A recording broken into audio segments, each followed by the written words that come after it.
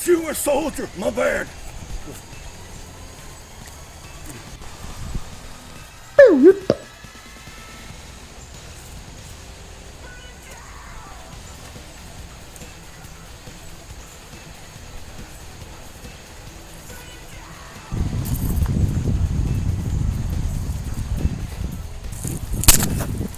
Oh, shit!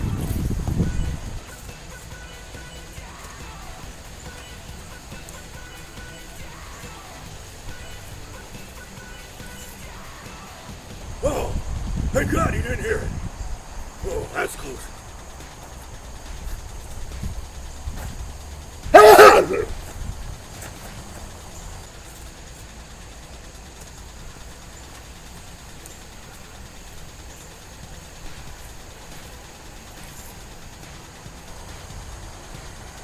He didn't hear that either? Oh shit, man, I can just relax then. Oh!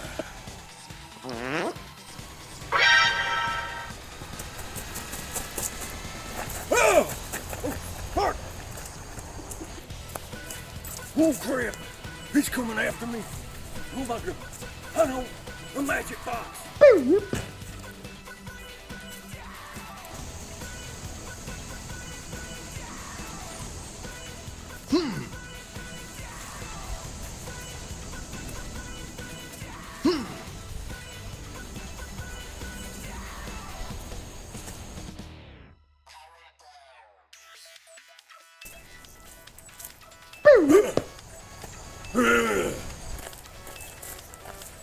Oh yeah, the magic box always works. The one of them. I'm gonna get myself a nice aim here. Oh shoot. Ah, snake! Oh, snake!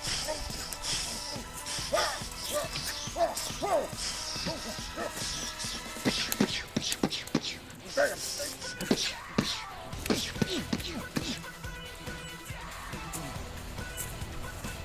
Serves you right. I got an idea.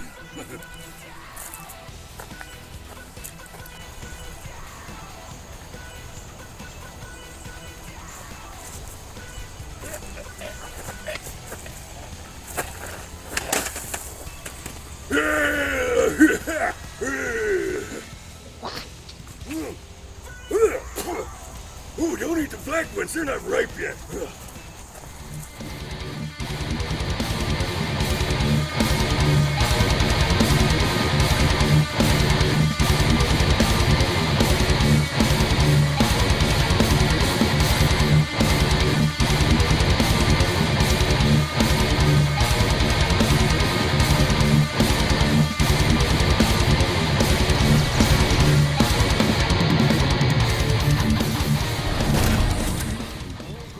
Hello everybody, it's me Nate, aka Devil Dog, and I'm back to finally review Metal Gear Solid Delta Snake Eater.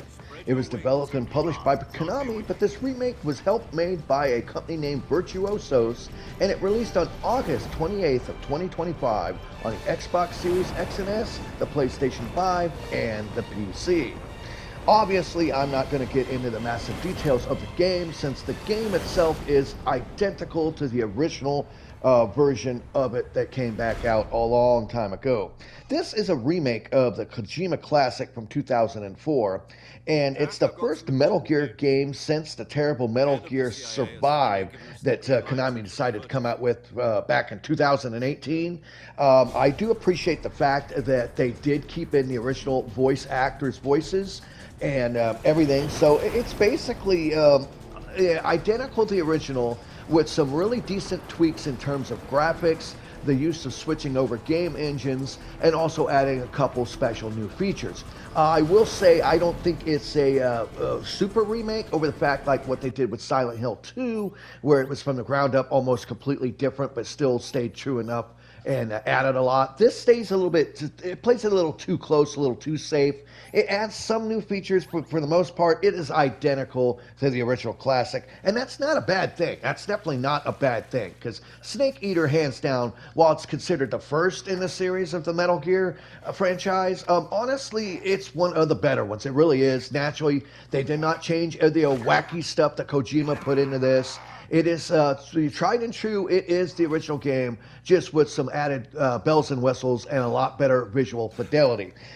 They did add some new features compared to the original, which I'll point out. First of all, I noticed the physical damage on your character model.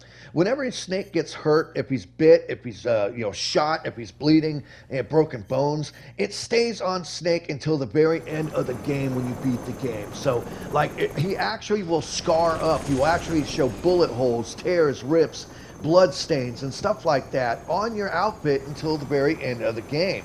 The other thing is little weird touches like falling leaves from trees and mud actually can stick to your camouflage outfits. And I thought that was actually kind of cool. The other thing, like I said, when you get shot, your outfit actually has tears and bullet holes in it, which most people wouldn't notice, but since they changed the camera in this one, you can actually go in and look really, really close to the character model and see these subtle differences, which are really cool. I mean, to me, it's kind of excessive, but when you have a game like, Metal Gear, it kind of makes sense to go out of the way to do something like that. Also, when you use the survival viewer, that weird X-ray mode, whenever you're damaged, they upgraded that as well. Now they actually have it to where when you're healing Snake from broken bones, bullet holes, leeches, you can actually see scars and stuff of previous injuries he survived that they add to the character that stays there, which, once again, another option that I didn't think I wanted, but I will have to say it is welcome, very welcome addition. Now, they also did change the control of the character. There are control updates in this game. The new control style has a free-moving 3D person camera and also different ways to look around the environment with some really cool additional fading out of trees and stuff to get in your way so there's no environmental blockage. But for your diehard fans, it still does have the classic control scheme option if you want to play it that way. I tried both ways, and I did find that the new camera it made the game play a lot funnier, a lot funnier. It made it play a lot funner and a lot less clunkier than the original one does. Because let's be honest, the original one is an older game and it did have an odd kind of control setup, but that's how Metal Gear actually played.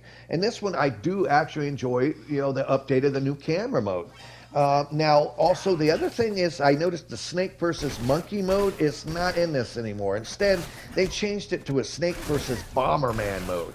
I think that's because, once again, Bomberman is a Konami game, and at the time, they had a deal with Sony, which was in ties with the game Ape Escape, so they changed that to Bomberman now. But it is still in the game. The other thing I noticed is it does still have a lot of unlockable bonus videos, so if you like to go around and find and collect stuff like that, that is still in the game. I think they even added some new stuff too. And the Fox Hunt multiplayer is not currently in the game, though they say it will arrive in late 2025. I don't know how late 2025 is, December? I don't know. And I'm not sure if it's going to be free or not, but the multiplayer aspect in this is not in this game as well. Now, and also the thing I got to point out, this is the first time that Metal Gear is not running off the Fox engine. They switched to Unreal Engine 5, and I guess that was mainly for the graphics fidelity, which it does visually look a lot better than the original game. And honestly, I missed the Fox engine, but it for its time, it was good, but I do understand moving on to Unreal 5. But I do have to point out, a lot of people wanted to know, why am I not reviewing this when it first launched? I wanted to give it some time, to give Konami a chance to possibly pull their head out of their ass and add some update patches to this, because when this first launched, it ran like crap. Now, it's supposed to have options that locked at 60 frames a second in 4K visuals and stuff like that, but it was chunky. It wasn't running right. It looked bad. Whenever it would transition to different areas, it would kind of slow down. And I felt, honestly, considering this game, it deserved a chance to see if they would at least fix those issues. And fortunately, at least on my PS5, it was fixed. I hadn't had any issues with any visual issues, no slowdown. I did go with the performance mode, and it did stay locked at 60 frames a second. With a couple times, you could see it kind of slowed down a bit, but nothing that destroyed the game in any way. Hands down, I do say that this has to be the most definitive way to play Snake Eater. If you haven't ever played it before, this is definitely the recommended way, especially now with the update patches. It makes it a lot better. In fact, this game did so well, it sold over 1 million copies in 24 hours. That does say something. You know, a lot of people nowadays are saying, quit remaking games, quit doing this, come out with something new. Well, the fact of the matter is, other than indie teams that are coming out with new wacky cool stuff, all these AAA studios really can't seem to do anything with the damn anymore. So I really don't have a problem with them taking beloved franchises and remaking them, as long as they show the respect and dignity that these games deserve. And I do think, even though I think everybody hates Konami, I do have to say I do think they did the right route with this one. They could have changed more in it. They could have added more. I think they played a little too safe. But other than that, the additions they add does make it a much funner game to play. The visual fidelity is a lot better. The animation's a lot better.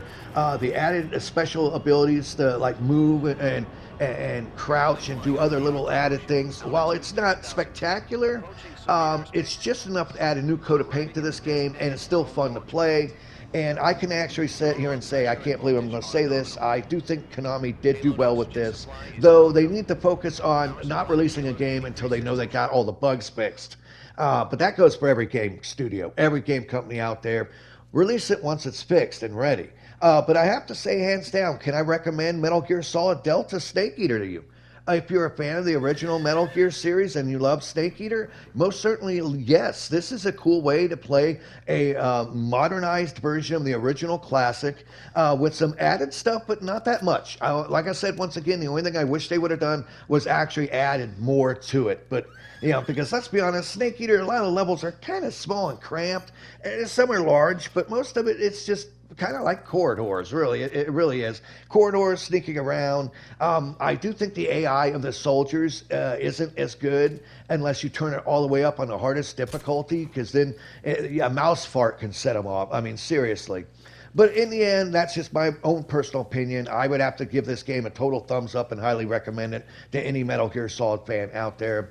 Please leave in the comments below if there's anything I missed or forgot to say in this video. If you agree or disagree with me, anything you want to point out, leave in the comments below. And of course, here at Devil Dog Gaming, we always end our videos by saying, have fun, play hard, and remember, people, the devil is in the details. Peace out until next time.